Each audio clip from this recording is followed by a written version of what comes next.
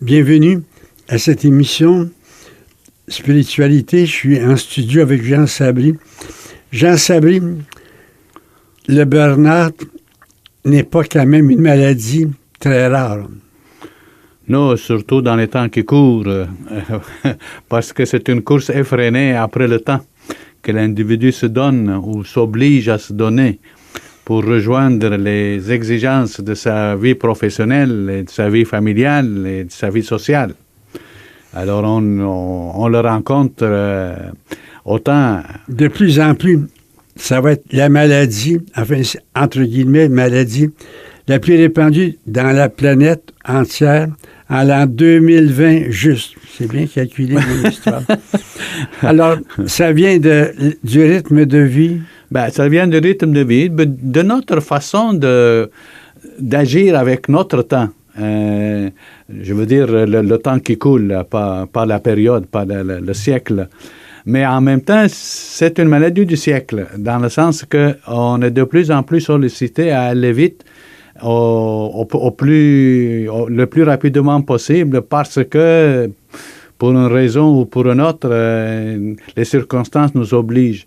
On veut répondre vite à un message reçu, on veut travailler vite pour retourner chez nous, on veut conduire vite pour économiser quelques secondes, on veut... Prenez 3-4 choses à faire en même temps. Exact. Alors, il faut conduire les enfants au sport, il faut préparer le repas et ainsi de suite. C'est ça. Jean, oui. Cet épuisement, c'était souvent une déprime aussi, c'est tout près du découragement. Oui, c'est un épuisement moral et en même temps physique. C'est ça qui est le burn-out, un épuisement moral et en même temps physique. Dans le sens, je suis fatigué physiquement, mais ça, je peux toujours quand je suis juste fatigué physiquement, je peux toujours, par une bonne nuit de sommeil, ou 8 heures ou 10 heures de sommeil, me récupérer facilement. Mais quand l'épuisement est accompagné par un effondrement moral ou psychologique, etc., là, c'est un peu plus compliqué. C'est que même si je dors, je me réveille encore tout préoccupé, tout anxieux, tout énervé. Qu'est-ce qui m'arrive? Pourquoi que je suis comme ça? Pourquoi je me sens si abattu que ça? Pourquoi? Alors là, les questions se bousculent dans ma tête et je n'ai pas de réponse. Et je peux comprendre, par exemple, c'est les exigences de mon nouveau travail. Ça peut être, j'ai une classe difficile si je suis dans l'enseignement. Les élèves perturbent la classe. Il y a quelques têtes de folles que j'ai en classe, et ainsi de suite. Ou bien encore, je suis toujours harcelé par mon boss, je suis harcelé par ma femme, et ainsi de suite. Alors, ou mon mari. Et cet épuisement-là, psychique, influence aussi mon rythme de travail professionnel. Et donc, je deviens de moins en moins efficace au travail professionnel et de moins en moins heureux dans la famille. Alors, donc, ces deux ensemble... Mais ça, on va venir ça quand même. Ça ne vient pas d'un matin subitement.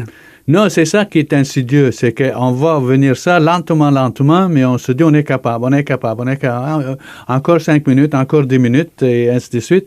Et à un moment donné, il arrive un temps où, l'insomnie qui s'installe, les idées trottent dans la tête, je n'arrive pas à me libérer de telle préoccupation, telle inquiétude, et je me mets à imaginer des scénarios catastrophes.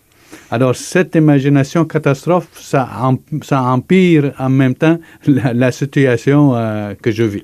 Il y a des gens qui sont plus fragiles. Nécessairement, il y a des personnes... Mettons que à l'enfance, c'est pas courant d'entendre parler de burn-out chez l'enfant. OK? On entend parler plutôt de suractivité, énervement. On entend parler de plus que il est TDAH ou quelque chose, il est hyperactif et ainsi de suite. Mais on n'entend pas. À l'adolescence non plus, c'est pas tellement une problématique qui est courante. Ça commence du moment où je prends des responsabilités immédiates. Par exemple, je sais pas moi, j'ai des examens, je suis à l'université, je travaille en même temps. Je travaille en même temps, et puis les deux, je suis obligé de travailler parce que sinon je peux pas payer mes études, mettons, ou mon appartement, ou mes sorties, et ainsi de suite. Puis en même temps, il faut que j'étudie, que je performe. Alors, c'est dormir à 3 heures du matin et se réveiller à 7 heures pour aller au cours, et ainsi de suite. Donc, il y a une interférence. Et oui, elle n'est pas nouvelle, mais elle est plus fréquente dans notre siècle. Et des fois, on ne la voit pas venir pour la simple et bonne raison, c'est qu'on se dit on est toujours plus fort que ce qui nous arrive, on est courageux, je suis déterminé. De manière insidieuse qu'elle arrive, c'est que je commence à douter un peu de moi-même. Je commence à ne pas trouver des solutions à mes propres problèmes. Puis là, je me dis, qu'est-ce qui se passe là? Pourquoi je n'arrive pas à me décider, à faire tel ou tel travail? Pourquoi tout d'un coup, je procrastine? C'est-à-dire que je me trouve toujours des excuses à ne pas travailler ou à ne pas faire telle affaire. À mettre ça au lendemain. Puis là, nécessairement, quand je suis, mettons, un père de famille ou adolescent et que je dois aider mes parents à la maison, à la ferme ou au travail, etc. Et tout d'un coup, je me dis, les gens me regardent et disent, qu'est-ce que t'as? Pourquoi? Qu'est-ce qui se passe? Pourquoi tu fais pas ton travail, etc. Oh, j'ai pas le goût, je me sens pas prêt, je suis fatigué. Les paroles reviennent souvent. Et puis, les amours, je sais pas, j'ai comme l'impression que ça va mal, même dans mes sorties avec mes amis. Alors, ça s'enclenche comme lentement comme ça. Mais comme se lamenter est bien vu, alors les autres nous encouragent un petit peu. C'est l'avantage qu'il y a. Il y a des bénéfices marginaux. C'est ça. C'est-à-dire que quand je me lamente, je me fais des amis qui m'écoutent. On me demande moins de responsabilité. C'est ça. Okay. Et nécessairement, les parents qui ont toujours vu leur enfant en forme, etc., font des excuses. Donc, il est fatigué, il va se coucher, il va dormir, puis ça va remonter. Et donc, on n'est pas nécessairement dans la situation, dans un contexte où on comprend la problématique. Jean, est-ce qu'il y a une prévention? Il y a des gens qui ont un moral incroyablement fort. Oui. Mais il peut être entamé. Oui. Il peut être épluché, égratigné. Oui. Ça, c'est une question d'éducation. Quand on a appris à l'enfant à avoir confiance en lui, c'est pas pareil comme quand on le reprend sur toutes les coutures. Faire son devoir, s'obliger à avoir un devoir à faire, et l'éducation des parents qui exige de l'enfant des responsabilités plus fortes que ce qu'il ne peut, ou plus fréquentes de ce qu'il ne peut, et il est peut-être, des fois, ça vient... Je prends un exemple plus précis. Une maman, son mari l'a laissé, son enfant est son confident. Oui. C'est une grosse responsabilité. On l'a fait vieillir vite. On y en met beaucoup sur l'épaule. L'enfant, tu veux dire? Oui. Oui, ça peut arriver. Ça peut arriver aussi de l'âge avec lequel, et la maturité avec laquelle, la maturité où est arrivé l'enfant. C'est sûr que demander à un enfant d'être confident, d'autant plus que ce que je lui présente, c'est une vision assez pessimiste de la vie. Et cet enfant-là, j'abîme un petit peu sa capacité de remonter dans la joie. Exactement. C'est le problème, c'est un des problèmes principaux de cet état de psychologique, si on veut, c'est qu'on ne voit pas dessus. Et par exemple, ma mère souffre, elle a quelque chose qui ne va pas, une maladie qu'on ne connaît pas, elle n'est pas heureuse dans son rôle de mère. Tout d'un coup, on la voit en train de boire, on ne comprend plus rien. OK? Et l'enfant se pose la question, c'est-tu moi la cause? Est-ce que c'est à cause de moi qu'a fait ça? C'est parce qu'on n'a pas obéi, parce qu'on n'a pas fait? Et ça peut ramener ça. Mais dans le cas de la confidence, le problème est autre. Dans le cas de la confidence, l'enfant se met sur le dos une responsabilité de guérir la situation, à changer la situation. Mais en même temps, il n'est pas capable nécessairement de pouvoir faire grand-chose.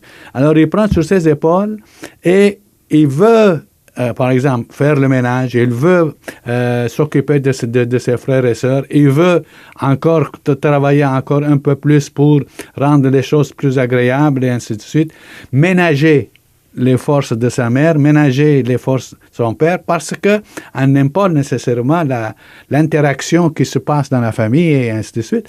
Et ça, c'est un peu trop élevé, trop fort ou trop lourd sur les épaules de l'enfant, surtout entre 9 et 13 ans.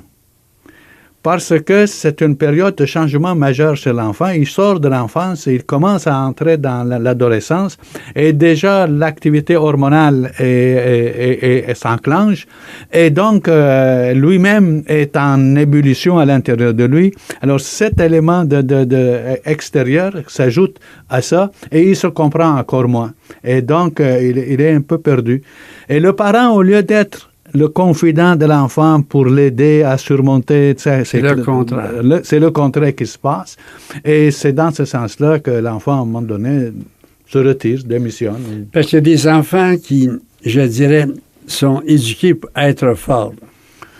Ils ont été confirmés tout le temps. On les a encouragés tout le temps. On leur a montré toujours le beau côté de la vie. Ça fait quelqu'un qui est capable de mieux s'armer contre le burn-out plus tard. Il y a des enfants forts, il y a des enfants de fer, il y a des enfants de cristal aussi. OK? Alors, ça dépend de quel enfant qu'on parle. Bon. Mais on n'est pas cristal, puis on n'est pas béton. Non. On le devient. On le devient avec le temps. Mais de caractère, en naissant déjà, on a des capacités un peu plus fortes que d'autres. Il peut arriver, par exemple, qu'un enfant se sent tellement fragile qu'il se met dans le béton armé. Il est imprenable. Oui. Là, c'est un retrait que l'on fait, un retrait social que l'on fait. On veut sortir de la situation. On se barricade, nous autres, mais on s'emmure dans un bunker pour ne pas être affecté. Mais plus je m'enferme, plus je suis affecté parce que je ne donne pas libre cours à mon énervement. Je ne suis pas, pour ne pas dégrader la situation, je ne veux pas sortir, je me fais pas des amis, je ne fais pas du sport, je ne fais pas des activités, etc. pour que si au cas on a besoin de moi, je puisse aider et ainsi de suite. Mais à 60 ans, j'aurais besoin d'un psychologue. Ah, avant ça. Donc, il y a des petits qui se donnent de l'ouvrage. C'est pas possible comment moi, j'ai voulu oublier mes problèmes, mais eux ne m'ont pas oublié. Mon corps finit par me crier plus fort. Exact.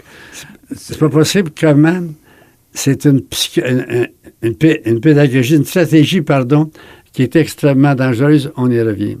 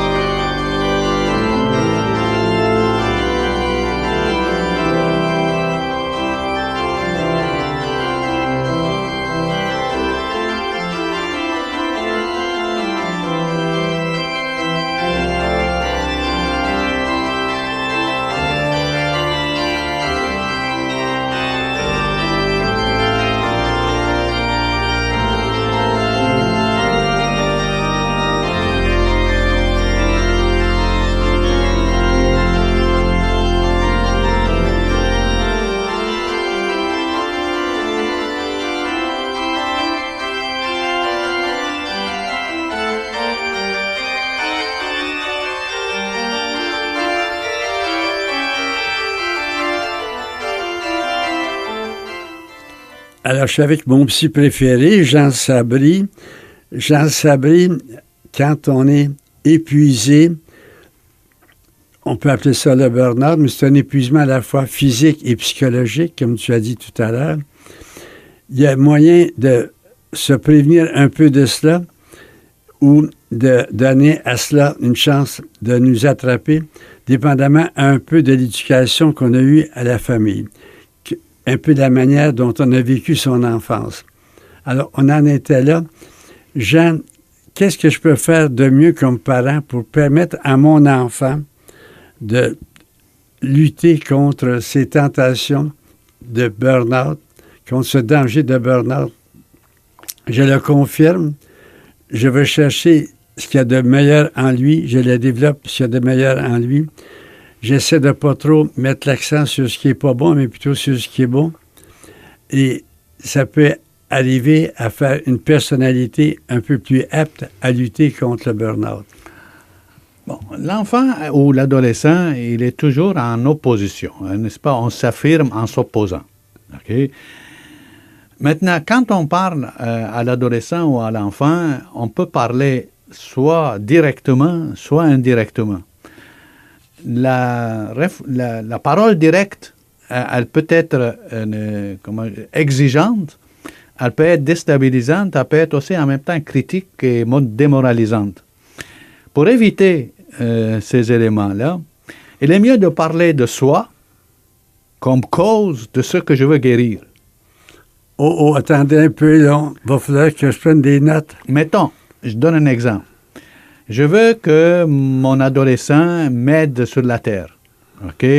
Ou m'aide dans mon travail, ou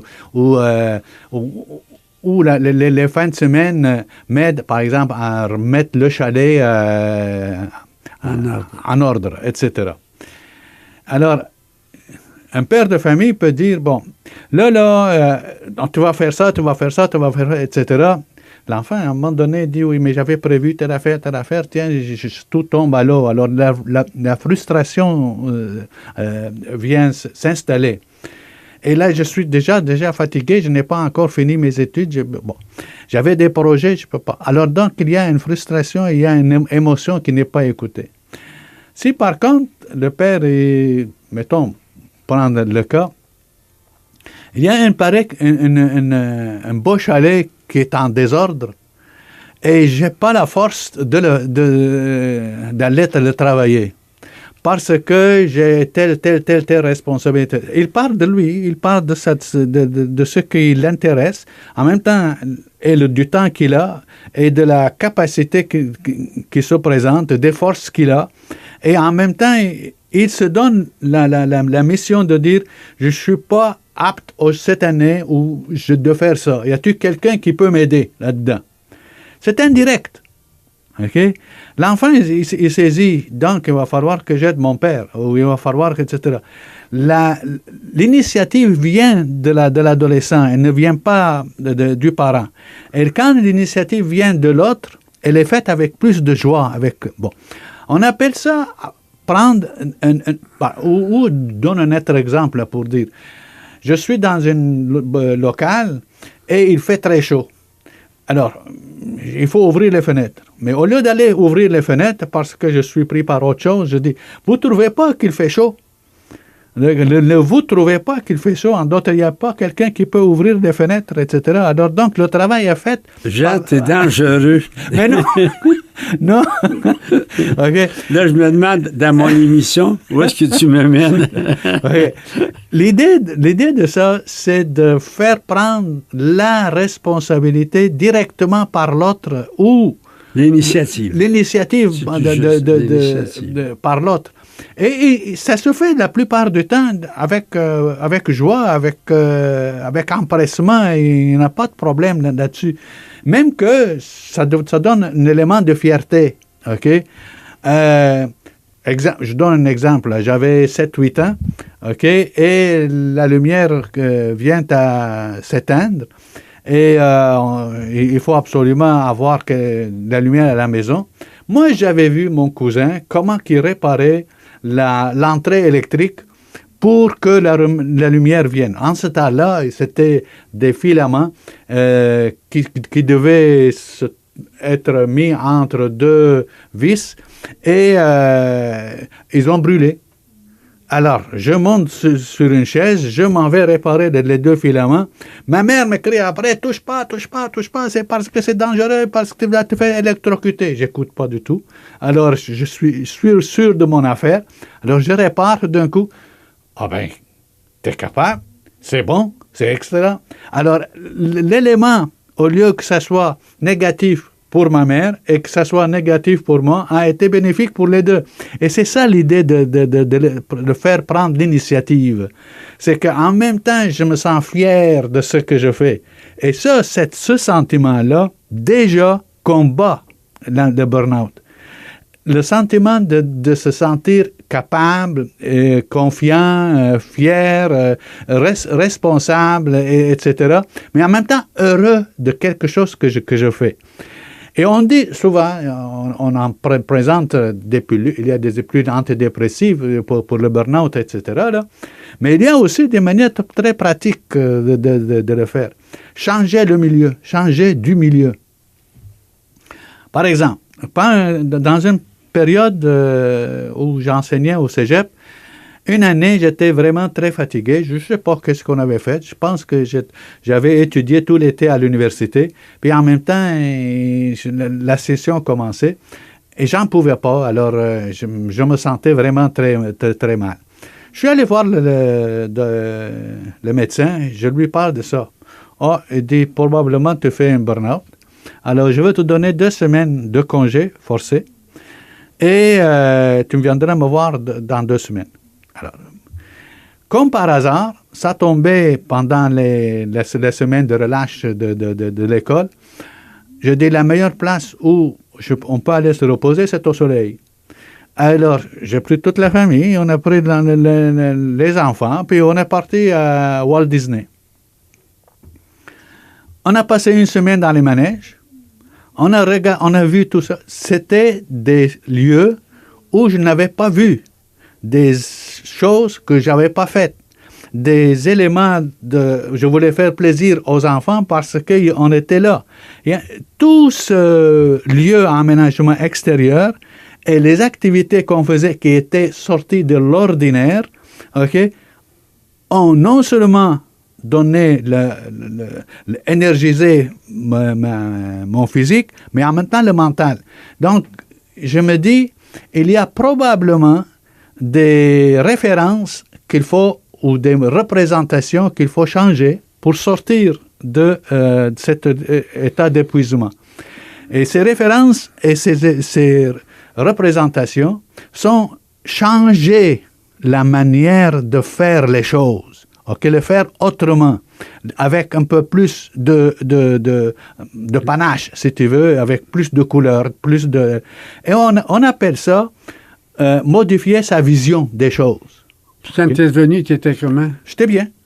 J'avais plus rien du tout. Je suis allé voir le médecin. Il dit, c'est correct, ça va très, très bien. Tu vois, tu n'avais pas besoin de pilule. Alors, j'étais au début, je suppose, de mon épuisement. Je l'ai pris à temps et l'occasion s'est présentée. Alors, je pense que c'est une des façons à régler le problème.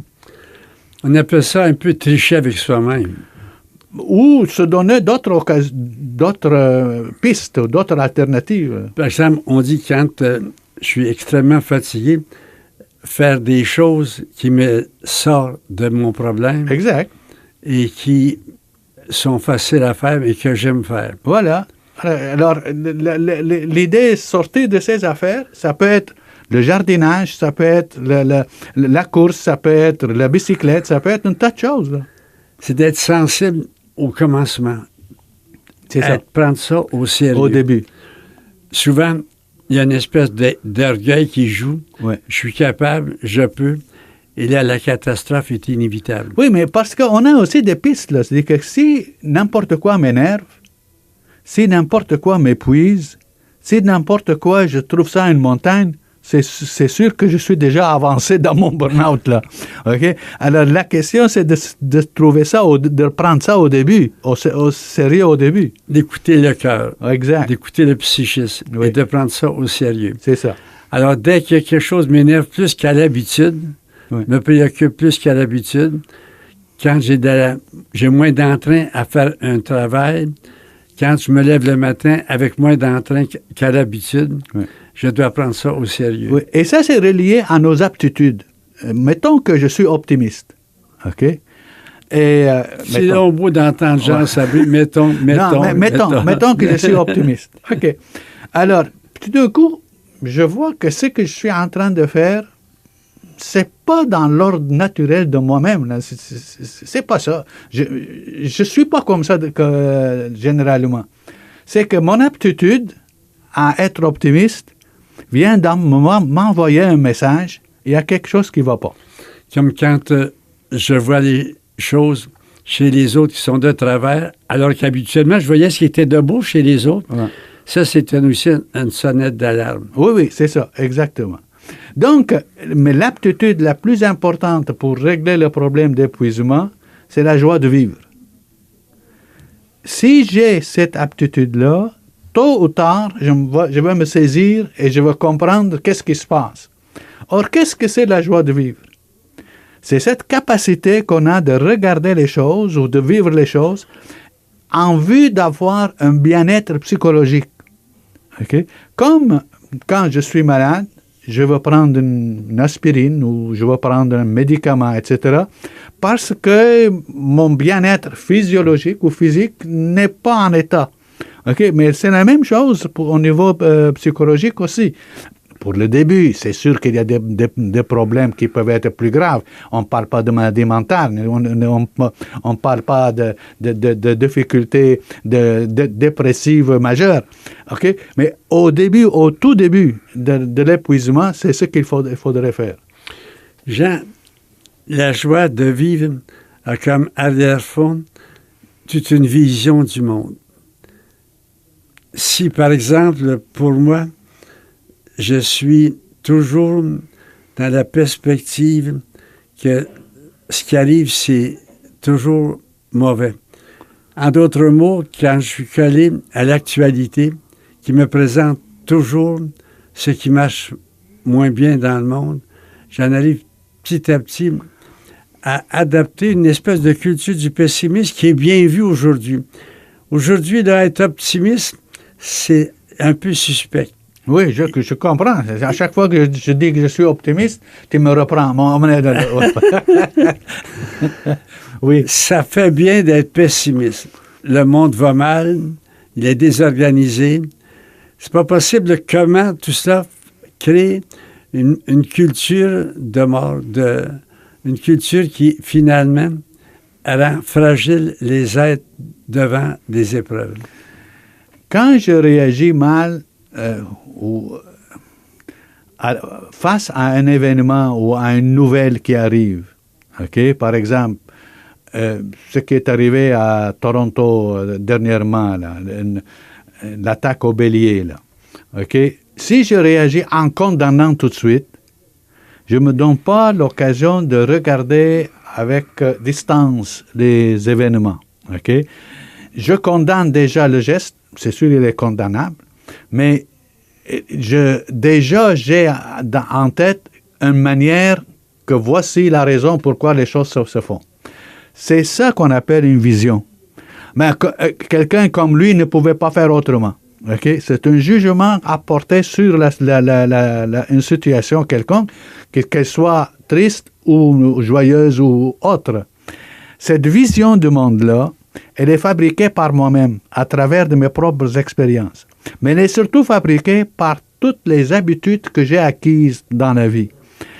Alors, les aptitudes à la joie de vivre aussi sont acquises par l'expérience de mes parents, par les lectures que j'ai faites et par les expériences que j'ai vécues.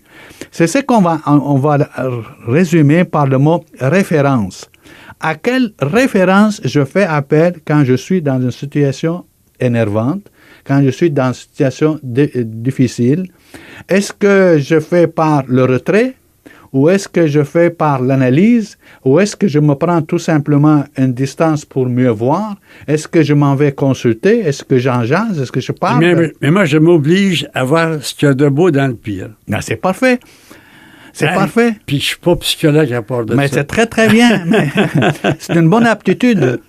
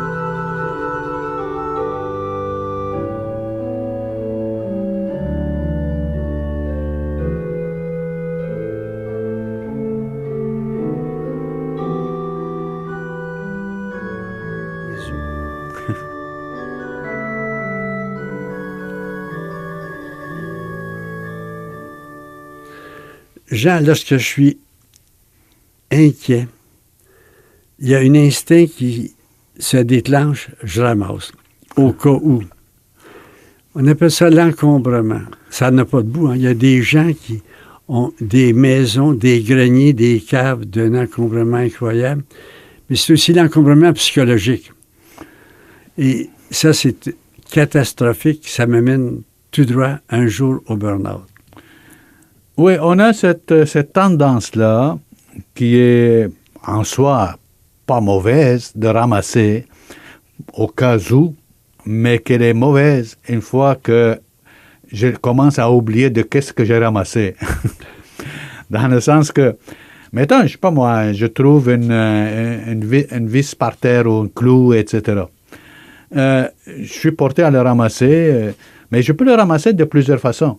Je peux le dire, ce clou-là, il peut, si je ne le ramasse pas, il y a quelqu'un avec sa voiture qui va passer dessus, il va crever son pneu, etc.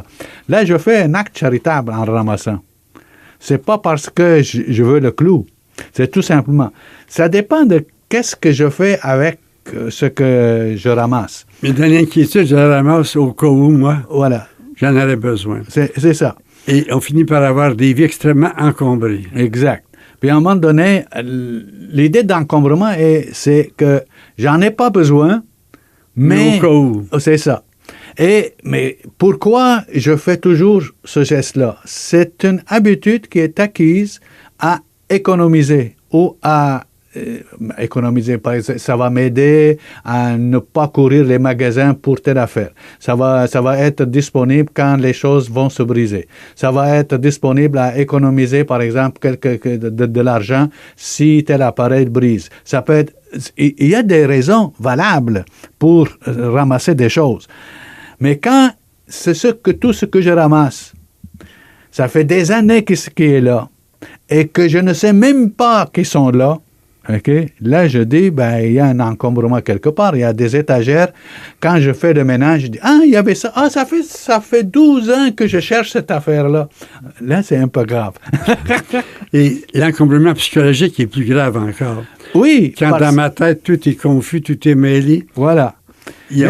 Ça dit que je ne suis plus capable de prendre une distance à un problème face à une situation et n'étant pas capable de prendre distance, je ne peux pas réfléchir. C'est que mes émotions sont tellement à fleur de peau que je suis obligé de m'empêtrer là-dedans et je ne sais pas comment m'en sortir. Un exemple. Pendant des années, tu as travaillé. Tout d'un coup, tu arrives à 60 ans et on te demande, bon, qu'est-ce que tu penses-tu à ta retraite ou tu ne penses pas? Oui, je pense à ma retraite, mais pour l'instant, j'ai encore besoin d'argent. OK, passe 2 ans, 3 ans, on vient te voir encore. Est-ce que as-tu pensé à ta retraite? Là, ça fait 3 ans, mais on trouve que, bon. Oui, ça va.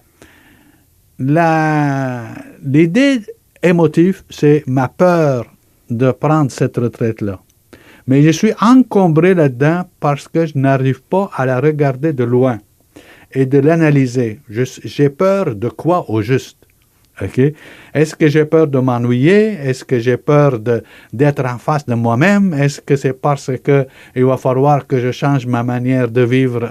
Et économiser peut-être. Voilà. Et donc, en quelque part, l'émotion prend le dessus sur le raisonnement. Au lieu que ce soit la conscience qui dirige les émotions, ce sont les émotions qui vont diriger la conscience.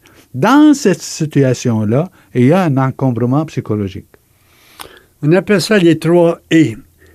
Épuisé, énervé, encombré et épuisé. Ouais. Ça se tient les 3 quand même. Oui, et ça se tient. Et puis, malheureusement ou heureusement, ou en tout cas, peu importe, c'est chaque âge a ses manières de le faire. L'énervement à l'enfance n'a pas autant de conséquences qu'à l'âge adulte, n'a pas autant de conséquences qu'à l'âge vraiment âgé de nous autres, là, de 75 et plus. Là. Attends un peu, là. là, je parle d'expérience. Là. Oui. En vieillissant, un rien peut nous énerver alors qu'à 40 ans, on ne faisait même pas attention. Exactement. Par exemple, je ne sais pas moi, mon ordinateur brise. Là, c'est la catastrophe, je ne sais pas quoi faire. OK? Là, ça m'énerve, il va falloir... Et là, j'ai un petit mal au genou gauche. Ouais. Je me demande, puis le lendemain, c'est le genou droit. La maladie s'est trompée de genou, oui. Mais ça m'énerve pas possible. Oui. Et ma fille me téléphonait de Montréal ou mon gars, et ils ont raccroché le téléphone un peu rapidement. Je passe la nuit à faire des scénarios, ça m'énerve. Oui. Jean, quelle est ma solution? Ben c'est ça, c'est que mes émotions, je laisse libre cours à mes émotions, puis en laissant libre cours à les émotions, au lieu de les canaliser, au lieu de les contrôler, au lieu de les penser, je leur donne le pouvoir de me déranger. Alors, une émotion, il faut qu'elle sorte. Okay? La tristesse, il faut qu'elle s'exprime. La colère, il faut qu'elle s'exprime. Socialement, de façon acceptable. Mais il faut qu'elle s'exprime. Alors, la tristesse aussi. Et voilà. Et d'autres émotions, l'énervement, il faut que je l'exprime. Mais une fois là, que j'ai dit là, à ma femme, là, je suis assez inquiet, je suis assez bouleversé, la femme peut faire quoi là-dedans? C'est que moi, je suis soulagé qu'elle le sache. OK? 1. 2. Elle va dire « Ah, mais c'est pour ça que l'autre jour a dit bêtement telle phrase. » Ça relativise. OK, ça relativise. Et en même temps, ça remet une conversation dans le couple. Et donc, il y a toujours une possibilité ensemble de trouver des solutions. De pouvoir en parler, c'est déjà beaucoup. Voilà. Mais il faut quand même prévenir ça. Ben, on peut prévenir toujours une émotion. Mais en nous mettant dans le moment présent. Exactement. Là, je fais des scénarios pour la semaine qui s'en vient. Me mettre dans le moment présent, j'ai un peu plus d'énergie. Mais en même temps, il faut que je sois capable d'être un peu allumé sur ce danger de l'énervement. Bon, tu viens d'exprimer le mot « danger ». À chaque fois que je suis encombré par une émotion, je suis devant une catastrophe psychologique que je me mets dans la tête. Ça peut être la peur, ça peut être le danger, et c'est la plupart du temps une question de sécurité. Je ne me sens pas sécure dans une telle situation. L'idée, pourquoi je dis en parler, c'est déjà plus sécurisant parce qu'on est deux On peut même se parler. Ah non, non, attends, ne t'inquiète pas, là, ton mal de genou. Moi, j'ai eu ça il y a 1 an. C'est tel élément qu'il faut que tu prennes. Moi, j'en prends de collagène. Tu vas voir que ça va. Se parler, ça ne veut pas dire que le conseil donné va fonctionner, mais ça au moins relativise que je ne suis pas tout seul dans cette situation-là. Et il y en a d'autres qui ont déjà vécu, et il y en a d'autres qui ont déjà trouvé des solutions, que je peux m'inspirer de ces solutions-là. Alors, déjà, en exprimer, l'expression des émotions, c'est une première clé à ouvrir l'émotion sur le monde extérieur. Et donc, à la mettre, à aérer un peu l'intérieur psychologique et retrouver la sérénité intérieure. C'est pour ça qu'on dit prendre conscience de quelle émotion je suis en train de vivre. Okay? Et les inquiétudes, les préoccupations, les angoisses, les anxiétés, la plupart du temps, se sont rattachées, comme tu as dit tantôt, mon fils ou ma fille m'a appelé, elle a brusquement mis fin au téléphone. Moi, je me fais des scénarios. Tous ces scénarios-là enclenchent des idées imaginaires et la plupart du temps contre-productifs et contre ma propre sérénité. Alors, c'est ça. C'est quand ma fille me dit « Maman, je veux absolument te voir », puis ça presse, tu te dis « Avais-tu fait une sœur? Es-tu enceinte? » Tu sais, on est capable de faire les scénarios les plus catastrophiques possibles. Ouais. Alors, il faut voir si dans ma vie en général, je suis porté à dramatiser ou à dédramatiser. La grande chance, c'est quand je suis capable de dédramatiser en disant la réunion va commencer quand elle va commencer, elle va finir quand elle va finir, puis ça va se passer comme ça va se passer. Être capable, en se levant le matin, de se dire des choses positives, c'est comme orienter le reste de la journée. Alors, moi, j'aime ça le matin, mais là, c'est entre nous. C'est curieux. J'aime ça voir ce qu'il y a de pire, mais me vivre quand même. Et que je suis orgueilleux. C'est donc beau de dire la catastrophe est partout, mais je me lève, puis je me mets à aller au front. Et qu'il y a de l'orgueil là-dedans. Mais en même temps, je suis comme ça. J'en sabris. Est-ce que j'ai un problème ou c'est la solution? C'est-à-dire que c'est un début de solution. Il suffit de lui ajouter... Viens pas me contrarier. Là. Je ne contrarie pas, je te donne raison, mais il faut lui ajouter une dimension qui va te donner envie de foncer, envie d'agir, envie de sortir de ton émotion négative pour en trouver une autre positive. Ma manière, c'est que je mets le Saint-Esprit au pied du mur. Ah ben là, tu as déjà Et c'est pas possible comment il y a une petite jouissance intérieure en lui disant, tu n'as pas la chance de prendre en main la situation. Elle est catastrophique. J'ai pas les ressources, mais si tu le fais pas, ça sera de ta faute. J'aime ça culpabiliser le bon Dieu d'avance. Bon. Là, je ne demande pas au psy de répondre, mais je demande au théologien. Tu as fait de la théologie, tu dois... Vaut mieux l'espérance. Vaut mieux vivre dans l'espérance que de vivre dans la catastrophe, ça c'est sûr. Et alors, je dis au Seigneur, défrosse, mets-toi sur les hautes. Je suis capable de le brasser comme ça. J'ai appris ça dans les psaumes. On a des fois des petites prières, puis. Je comprends que ça rentre en dessous du dossier. Il y en a tellement à faire. Mais le provoquer, c'est pour moi, comme tu as dit tout à l'heure, ma référence. Je suis certain qu'il va répondre oui à cette demande que je fais. Il n'y a pas le choix en disant c'est pour les autres que je le fais. Jean, en parlant du bon Dieu, on va en parler tout à l'heure dans un instant.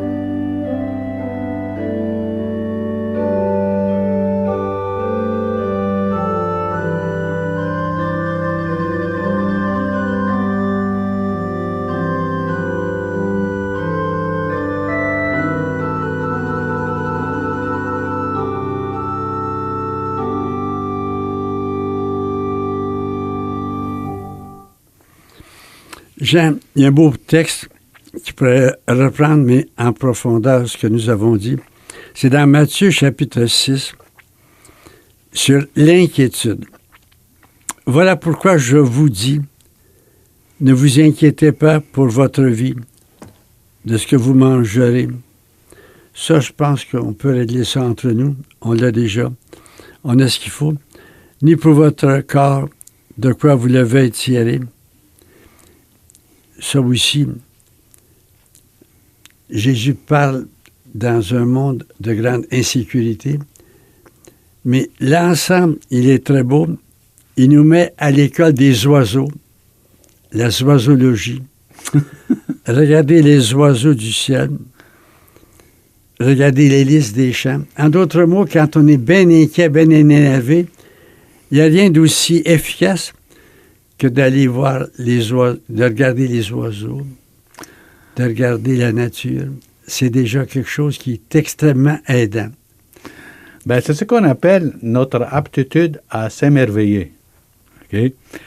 Au fond, ce qu'il est en train de nous dire, je comprends, dans votre misère, vous avez des problèmes de nourriture, vous avez des problèmes d'habillement, vous avez des problèmes de travail, vous avez tout ça. Là. Mais ne vous inquiétez pas.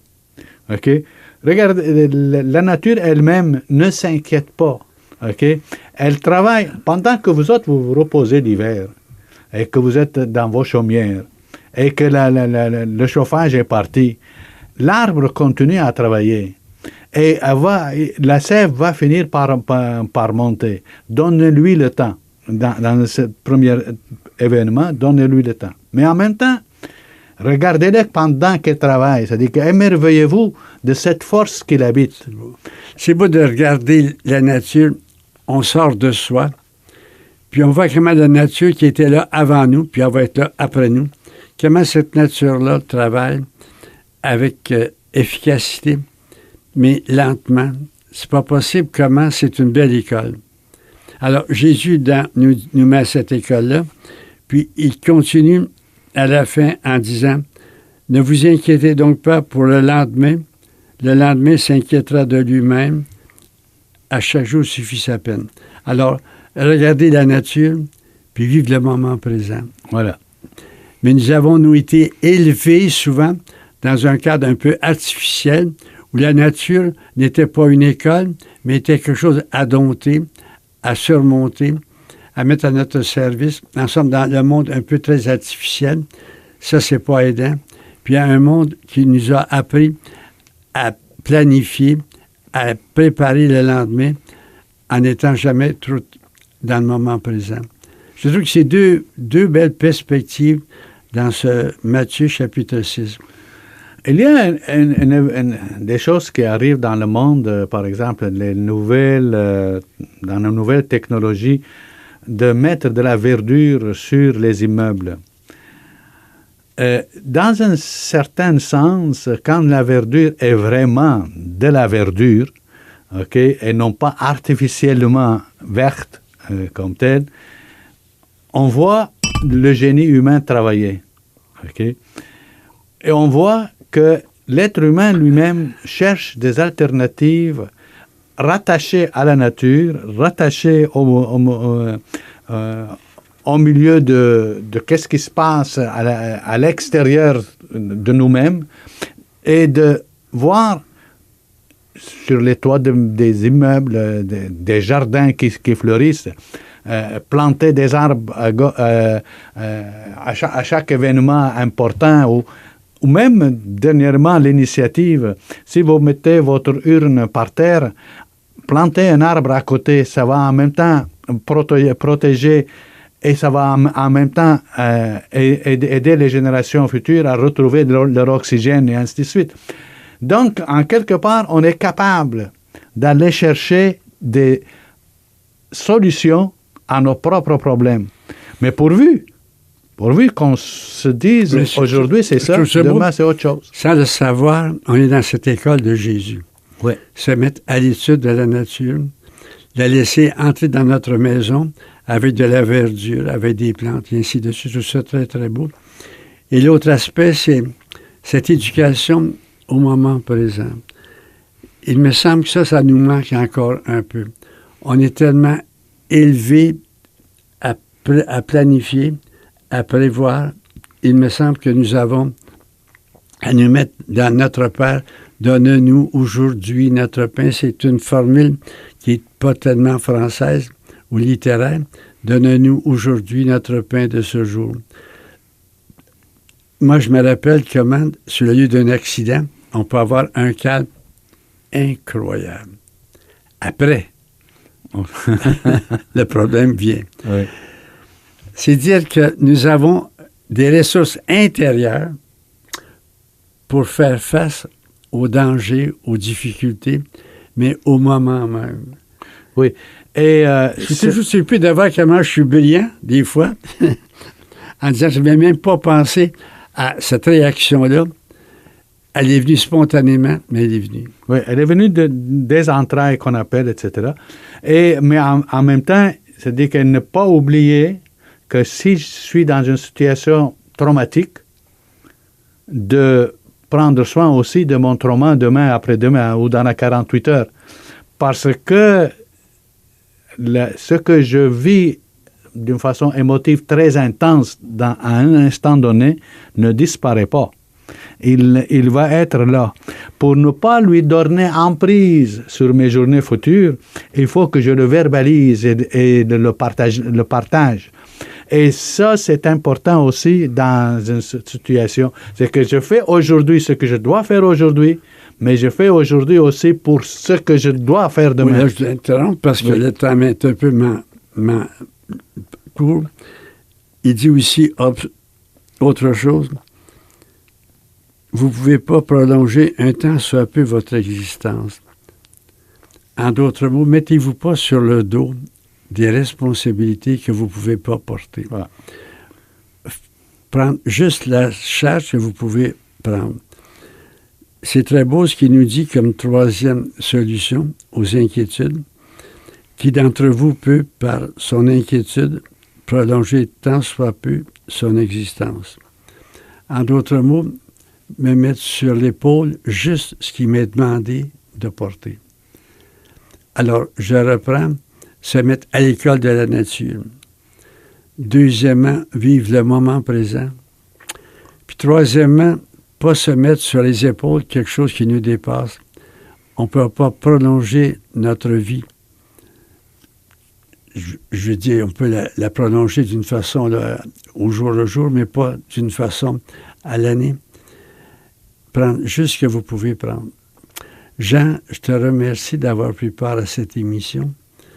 J'espère que les gens, en écoutant ton propos, se sont pas dit « on ne se reconnaît pas ». Ça serait donc dommage. C'est parce qu'ils ont mal entendu. Merci beaucoup. Et merci à Claude Saint-Pierre pour son service technique. Ici Gérard Marier. À la semaine prochaine.